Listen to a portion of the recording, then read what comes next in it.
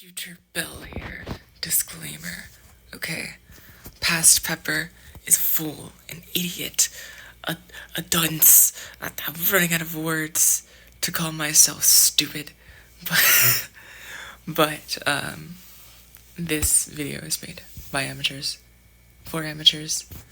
So do not take my words as words of gospel, and in the future, I will make videos professionally, and they will be on a different channel. So, if you see the video on this channel, it's just me being a little amateur, you know. Don't take it too seriously. Okay. Back to the video. Hello, my little sprouts. It is your favorite pepper, the bell pepper, and God, I can't believe I'm using my face in a video. This video, there will be... I can't take myself seriously. I'm gonna do this later. Today's special guest is none other than my roommate's cat. Say hello, Salami. Salami's joining me. So, today, we're gonna be going over something really fun, really special. Vocal androgyny, or androgynization. I don't know if the G's pronounced or not. It's probably not pronounced, and I'm just an idiot. Can't swear yet, I don't think. I might have already done it. I don't really care about monetization, but it's the start of the video, so I won't yet. I thought I'd give some vocal tips for my enbies out there, because you guys... Salami's still here, by the way. You guys, there's not a lot of... What the fuck? You guys don't have a lot of content out there. And I am going to be trying to help you guys today, and if I fail, then never watch me again, block me, leave me a lovely hate comment, and just really engage with my video if you hate me. That would be the best thing you could do, right? I'm kidding. But I will be delivering on some neat tips that I picked up throughout my vocal training journey, and hopefully you guys like them.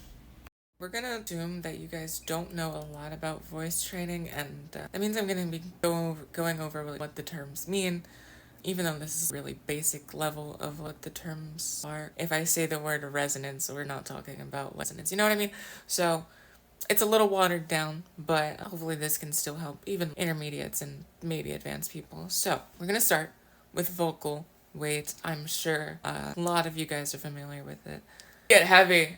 Nope, that's constriction, fuck. So you get heavy, and that is vocal weight, and then, this is like my normal. But, if I want to be softer, I just get a little bit of breathiness to my voice.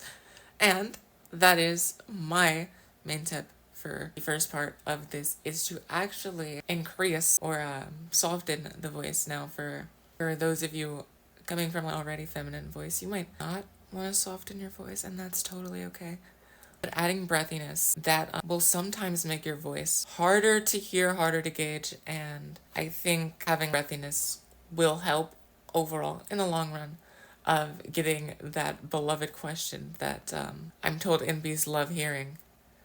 Are you a boy or a girl? I hate the question myself, but I'm sure I've talked to a couple of people that do like it. So weight is where I would suggest starting with.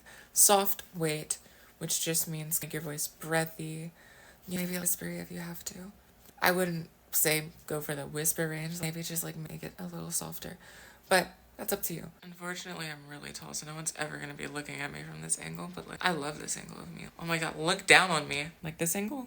Not nearly as good.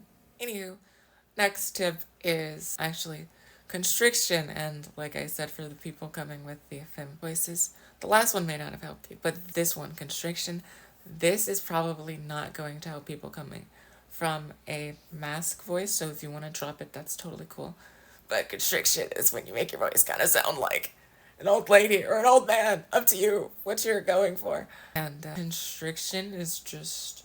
You can get a feel for constriction just by doing that impression, but constriction is really just squeezing out the life of your voice. And it does act to me as a vocal concealer, which is a word that I just made up, not a technical term. And if it is a technical term, okay. But I would suggest adding constriction and a little bit of weight. And what complements weight? Breathiness. What complements constriction? Probably vocal fry. So those 4 elements are a really good starting place. But now we're going to get into more of the advanced tips that I think are vocal andronizers, and this comes down to the two primary resonators that we use, which is larynx, this little thing down here, that thing. We're going to be talking about that. You do want to bring it down to a middle range, probably. And with your pitch, you might want to bring it into a middle range, which I'm going to check what the middle range of pitch is. So you might want to bring it down to an E3 and then make your resonance at this middle range. But since this is andronization tips, you could also just raise your resonance and lower the pitch, or do the opposite. Keep a low resonance, high pitch. Up to you. The low resonance, high pitch thing it works sometimes, but I'm gonna be real. It can be clucky. You make it called like transfem. It can be clucky. I'm just keeping it real. A lot of people are more keen on low resonance voices trying to sound feminine, so they might associate with you with the camp gay voice, as we like to call it. Cat's asleep now. Never mind. Cat woke up. So, resonance, pitch, those are the things that you can have at the E3 middle range. For those wondering, how do you shift your resonance? I would recommend big dog, small dog, although I know a lot of people know what the whisper siren is, and that is just panting like a dog. So I'm going to demonstrate. Hopefully the mic picks it up, because it's going to look really fucking weird if I don't. And just follow my Eve's apple. That when you're panting like a little dog, that is when your resonance is high. For femme speakers, that's what you want, probably. And for mass speakers, you want that low resonance. And something in the middle. I'd probably stop here, and that would be weird. Obviously, a lot of the components to my voice are like pretty femme. So, I don't know. Even when I have lower resonance, it's somewhat redeemable. But that is how you shift your resonance and how you shift pitch. Listen to a note, and then try and mimic that note. And then when you get advanced, what you're going to do is you're going to start going back and forth between high notes. And that's if you want to add dynamic pitch range. Some people don't. Some people want that Alexa Siri voice where it's just a monotone pitch, and that's okay. That's fine. Especially if you're going for an andro voice, because I would actually recommend keeping the intonation a little flat, so where you're sounding like a robot. Then people are probably going to not know how to gender you. Even though, I'll be honest, it's more masculine than feminine, so do this at your own risk. Lastly, I'm going to be talking about vocal vowels and how where your tongue is placed when you're speaking can probably give someone an idea of what gendered speaker you are. So if your tongue is forward, that is typically feminine. So E, say those vowels, good. So those are the feminine vowels. And then oo and o, those are masculine vowels. But there's an androgynous one, because there's always an androgynous one. There's actually probably 10 more that I didn't mention, and that is ah. A-H, not A. A is feminine. Ah is androgynous, and it is in a neutral place. This is the most neutral vowel that there is, I think.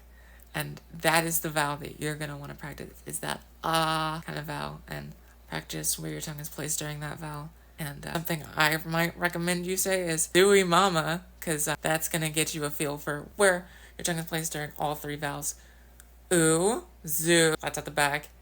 Zoo, E, that's at the front. Dewey Ma, or in the center. Although for me, I push my vowels up a little bit, so it's probably a little closer to the front. I am not sure. Your tongue should be in a neutral place, and that is how you're going to, or maybe it's not your tongue, I don't know. It should be. You might hear forward front resonance a lot. We're not practicing that right now. We're practicing centered resonance, where we're keeping it in the middle. And that's that ah vowel. So do practice the ah vowel. And to basically summarize all of this, what we went over was weight, pitch, resonance, constriction, a lot of technical terms. I'm gonna make it real simple. Breathy, wait, we're gonna go here. This is already a start. It's actually probably more femme at this moment, but I could be wrong. Breathy, right? Also, you're probably going to want to keep the volume down, so people have a harder time diagnosing what gender it is if you're going for androgynous, right? So, breathy. Next, we're going to add constriction. So, breathy with a little bit of constriction. There we go. All right, breathy, constricted. Adding that vocal for I. Focus on the vowels. Ah. So, there we go. So, now it's for a neutral range, and I probably sound like a stoner right now, and that's okay, because stoner girls are very much girls, and I like being read as a girl. But we're gonna go. Now I'm gonna lower my resonance just so I can demonstrate what it's going to sound if you lower it, or actually. So if I really lower my resonance, right, and I use breathiness, and it's probably, I haven't lowered my resonance in a very long time. It's probably a little more masculine, right?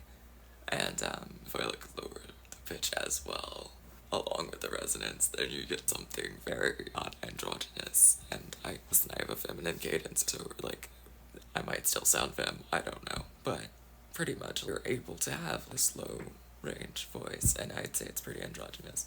But I try to keep it here. And then I add that monotone speaking thing that I said earlier. And it's basically my Raven from Teen Titans impression. But those are my tips for you. Hopefully this video helps, and if it doesn't help, give me engagement anyway. Comment, dislike, and I'll make a better video. I don't know. Goodbye.